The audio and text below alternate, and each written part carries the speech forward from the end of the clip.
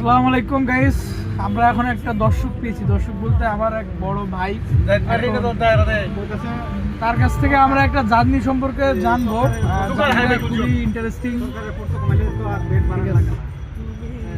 যাই হোক, এখন ইন্টারেস্টিং জার্নিটা আমরা খুবই তার কাছ থেকে মজা করে শুনবো এবং বিষয়টা শুনলে আপনারা হাসবেন। সেটা হচ্ছে যে পঞ্চগড় থেকে সে টিকিট না কেটে ট্রেন ভ্রমণ করছে ঢাকা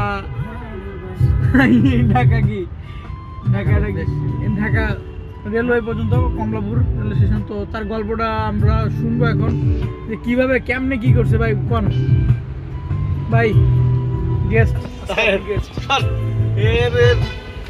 আলে ভাই কিছু বল না, গাড়ি গল্প বুঝি বেদব করতে দাও। আমি আর কানের কিছু বুঝে নাই কি কইছে।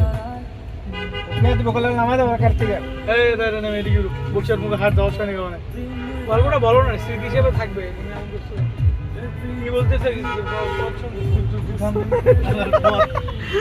মানে ব্যাপারটা ভিডিও আছে, ঠিক আছে, বিয়ের সব ভাব নেল, নিজে ঢাকা শহরে রাস্তা কাটছিল না।